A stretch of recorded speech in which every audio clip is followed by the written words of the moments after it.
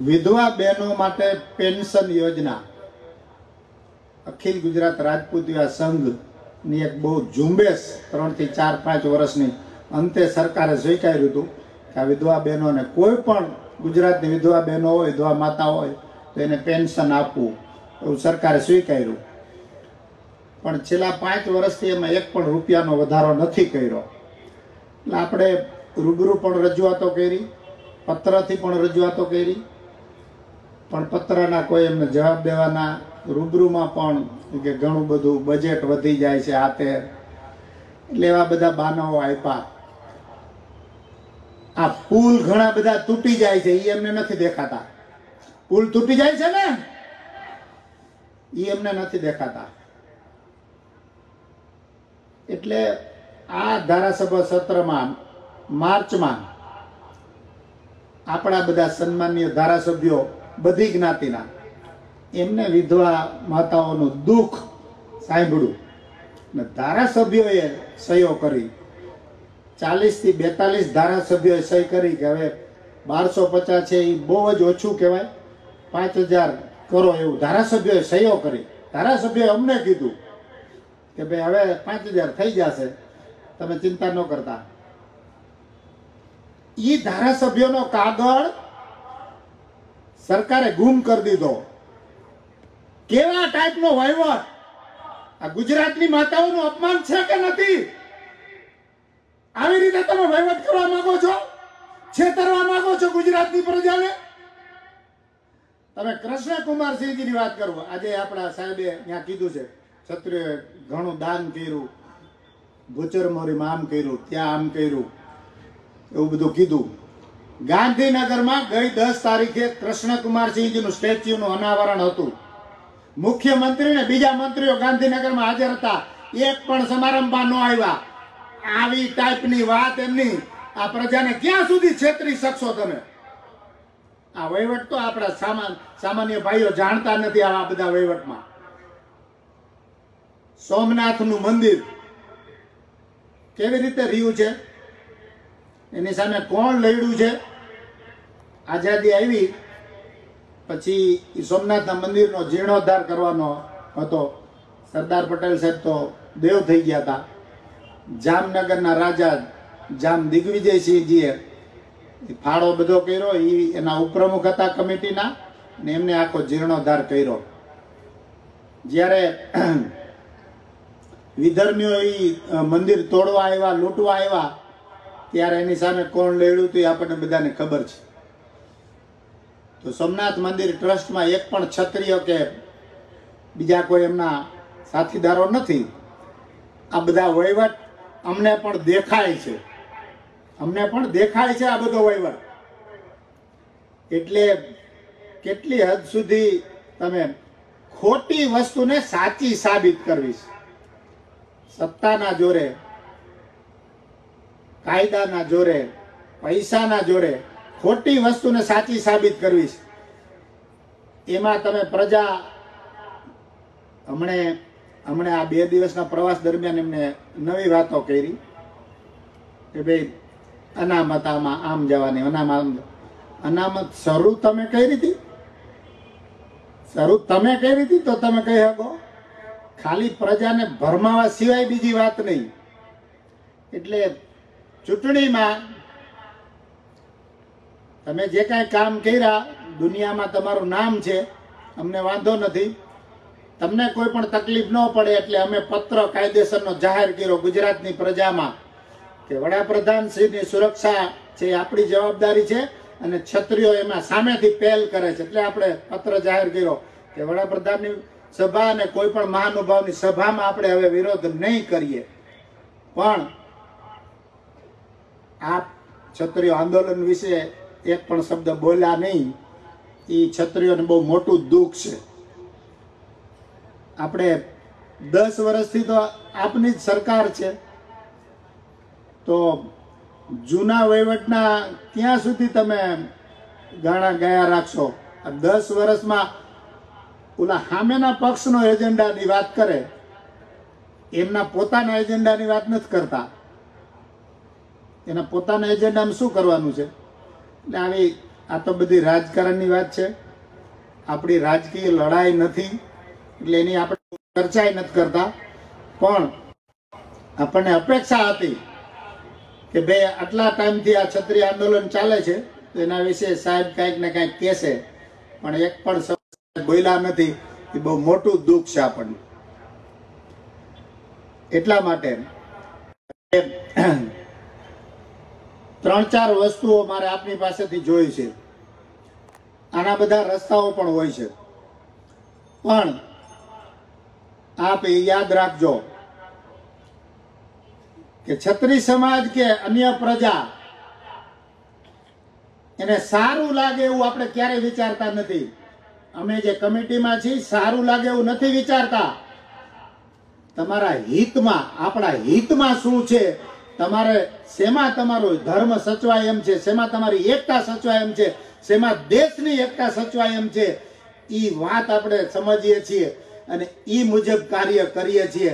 એટલે અત્યાર સુધીના આંદોલનો અને ક્ષત્રિય આંદોલનમાં બહુ મોટો ફરક રહેવાનો છે. અને એટલા માટે ફરક રહેવાનો છે કે કોઈ પણ પ્રકારની માંગણી નથી આપણી, કોઈ પણ વસ્તુ આપણે માગતા નથી. અમે જ્યારે મિટિંગમાં ગયા, વિરમદેવભાઈની આપણે બધા છે, ત્યારે એમને ઘણી વાત કરી. આજે રાજા મહારાજોએ પ્રેસ કોન્ફરન્સ કરી ને, એટલે ટીવી વાળા સ્વાભાવિક પૂછે, પણ ઈ રાજા મહારાજો બધા ભાજપના સભ્ય છે. અને કેટલા દિવસ પછી બોલ્યા, મ્યુઝિયમની કમિટીમાં તો એ લોકો જ છે. તો કમિટીની જાહેરાત મ્યુઝિયમની થઈ પછી અત્યાર સુધીમાં શું થયું? પણ હું આપને એ કહેવા માંગુ છું કે ઈ જેવું પણ મ્યુઝિયમ બનાવવાના હોય, પણ એમાં જે સૈનિકોનો, જે પ્રજાનું યોગદાન છે દેશી રજવાડામાં, પણ એનું પણ એમાં કાંઈક ને કાંઈક હોવું જોઈએ. ખાલી રાજાઓનું નહીં, એ પ્રજાનો પણ એમાં કાંઈક ને કાંઈક ઉલ્લેખ હોવો જોઈએ, એનો પણ એમાં લેખ હોવો જોઈએ. આ બધી વાત પણ અમે કહેવાના છીએ, કારણ કે ઈ તો ઈને ઈ જ કરવા વાળા ને ઈ જ હા પાડવાના ને ઈને ઈ જ ના પાડવા વાળા. એટલે આ વાત હવે ચાલવાની નથી. આ બધા પણ આ યાદ રાખે. અને આપણે કોઈનું પણ અપમાન નથી કરતા. ભારતીય જનતા પક્ષમાં જે કોઈ ક્ષત્રિય આગેવાનો છે, ભારતીય જનતા પક્ષને પણ હું વિનંતી કરું છું, આના પહેલા પણ કીધું છે કે બિનજરૂરી રીતે એ લોકોને આપ દબાણ ન કરો. કારણ કે ક્ષત્રિય સમાજ એક છે ને ક્ષત્રિય સમાજમાં ભાગલા નથી પડવાના. નથી પડવાના ને, પડવા નહીં દો ને. એક પણ ભાગ કોઈનાથી પડવાનો નથી. એટલે સત્તા પક્ષના કાર્યકરો પણ એવો વ્યવહાર કરે, જેવો વ્યવહાર આપણે સંકલન સમિતિએ બધા સાથે કર્યો, એવો વ્યવહાર આપ કરો કે કોઈની સાથે ઘર્ષણ કરવાની જરૂર નથી. પણ એમને સ્પષ્ટ શબ્દોમાં સમજાવી દો કે આઝાદી પછીના ઇતિહાસમાં જે નથી થઈ એકતા, એને એવી એકતા જ્યારે અત્યારે થઈ છે ત્યારે એને તોડવા માટેના નિમિત્ત કોણ લોકો બનવે, એમાં કોઈનું નામ ન હોવું જોઈએ. જેમાં એકતા તોડવામાં જેના પણ નામ હશે એને પ્રજા સદીઓ સુધી યાદ રાખવાની છે, માફ કરવાની નથી. આ બધી વસ્તુઓ પણ આપણે યાદ રાખીએ. પણ આ આંદોલન શેના માટે, એ ગુજરાતની પ્રજા પણ જાણે કે છેલ્લા ઘણા વર્ષોથી ભારતના જાહેર જીવનમાં, રાજકીય જીવનમાં જે નૈતિક અધપતન થઈ રહ્યું છે, જે વાણી વિલાસ થઈ રહ્યો છે, ગમે તેને મત લેવા માટે ઉતારી પાડવાના, ગમે તેના માટે ગમે તે બોલી દેવાનું અને પછી ફરી જવાનું અને પછી તમારી ખુરશીઓ ભોગવવાની. એને કોક જગ્યાએ કોકે તો અટકાવવા પડશે ને. અને કોણ અટકાવી શકશે? શાસ્ત્રની રીતે જુઓ કે સામાજિક ફરજના ભાગ રૂપે જુઓ કે દેશના એક જવાબદાર નાગરિક તરીકે જુઓ કે ક્ષત્રિય જ્ઞાતિ તરીકે જુઓ, જેને કાંઈ લેવાનું નથી, જેનું કઈ માંગણી નથી, જે વ્યક્તિઓ નિર્ભય છે એ લોકો જ ખોટાને ખોટા કહી શકે. અને આ ખોટાને ખોટા કીધા એ જ વાંધો છે. અને એમાં આપનો બધાનો સહકાર, અન્ય જ્ઞાતિઓ પણ આપણને એટલા માટે માનથી જોવે છે, સહકાર આપે છે. અને આ બધાનું છે. અત્યારે જે આપણી લડત છે સામાજિક લડત છે. કોઈ પણ પ્રકારનું રાજકારણ નથી, આમાં રાજકારણ થવા દેવાના નથી.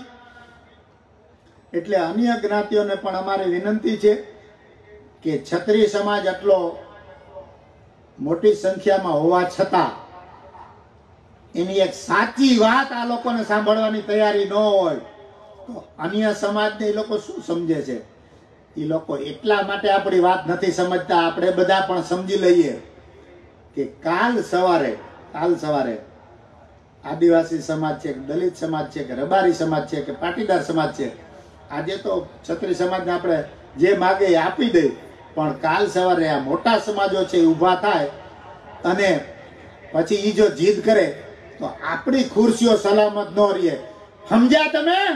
સમજ્યા કે નહીં? આવી રીતે તમને ધર્મમાં બાંટવા છે, તમને જ્ઞાતિ વચ્ચે ઝઘડાવવા છે અને પોતાનું કામ, સત્તા રાખવાનું કામ એમને ચાલુ રાખવું છે. આવી મેલી મુરાદ છે એમની. અને એટલા માટે જ હવે જય ભવાની ની સાથે જય ભવાની નહીં, ભાજપ જવાની હવે બહુ થયું, રૂક જાવ ભાજપ. આ બે જ શબ્દો આપણે યાદ રાખવાના છે. અને અન્ય પ્રજાને પણ વિનંતી કરવાની છે, પણ એ પેલા 3-4 મારી શરત છે, એ તમારે માનવાની છે. એ તમે માનશો તો જ આપણે ધારેલો રસ્તો કંડારી શકશું. સૌથી પહેલી વાત એ છે, અત્યાર સુધી જેને આપણે દર્શન કર્યા છે, આપણે જે પત્ર 2 દી પહેલા બહાર પાડ્યો હતો, કોઈ પણ સત્તા પક્ષ કે સરકારને આ મનમાં નહોતું કે આપણે આવું કરશું. એ આપણે કર્યું છે. એ આપણે ગુજરાતના હિતમાં કર્યું છે, આપણા હિતમાં કર્યું છે.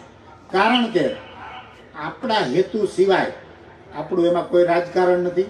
આપણે કોઈ પણ જ્ઞાતિ સાથે, કોઈ પણ વહીવટી તંત્ર સાથે, અધિકારીઓ સાથે કોઈ પણ પ્રકારનું ઘર્ષણ કરવા માંગતા નથી.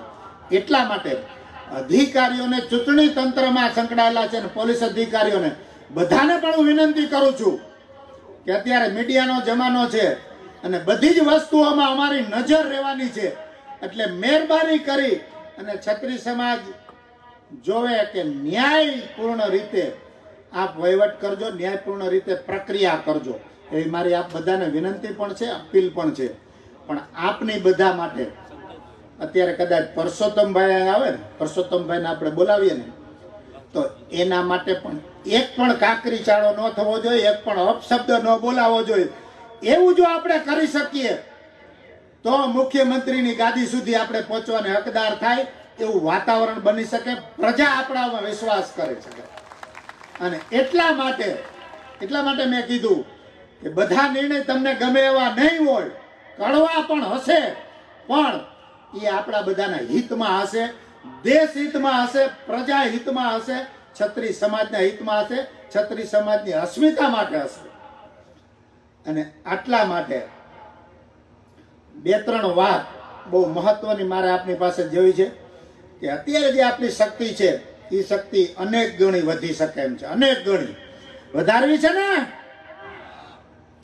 તો આમને મહેન્દ્રસિંહજી ભાઈએ કીધું કે આપણામાં પણ હજી ઘણા આળસ કરી ઘરે બેઠા છે, મોબાઈલ જોતા હોય, ટીવી જોતા હોય, બધા કહેતા હોય ભાઈ ધંધાદારીઓ હોય, રિટાયર્ડ કર્મચારીઓ હોય, ચાલુ કર્મચારીઓ હોય, ગમે તે હોય, પણ દરેકની ફરજ છે. અત્યારે આ જે યજ્ઞ છે એમાં આહુતિ આપવાનું દરેક છાચા છત્રીની ફરજ છે. એ બધાને પણ હું અપીલ કરું છું કે આમાં જોડાઈ જાય. નંબર 2, આપણી અંદરના કોઈ પણ મતભેદ કે ઝઘડા અત્યારે આપણને પોસાય એમ નથી. એ મિટાવી દેવાની જરૂર છે. મિટાવી દેશો તો આપણે વહીવટ કે શાસન કરવા માટે થાય. બાકી નહીતર તમારા અહીંના ધારાસભ્યો છે ને, એ ઓલું કાંઈક ને કાંઈક સેટલમેન્ટ કરીને ફરી જાય ને, એવા લોકો મળે. જો એવો જ વહીવટ રાખવો હોય તો તમે આ ન કરો. એટલે તમારે હવે આ છે સંકલન સમિતિનો આદેશ કયો તો આદેશ, વિનંતી કયો તો વિનંતી, અપીલ કયો તો અપીલ. બીજા નંબરમાં અન્ય પ્રજા સાથે પણ જે કાંઈ નાના મોટા તકલીફો, મનદુખો હોય એ આપણે ભૂલી જાય અને એવું વાતાવરણ બનાવીએ કે સાચા અર્થમાં આપણે ક્ષત્રિય તરીકે આની આગેવાની કરવા માંગીએ છીએ, ક્ષત્રિય તરીકે વહીવટ કરવા માંગીએ છીએ.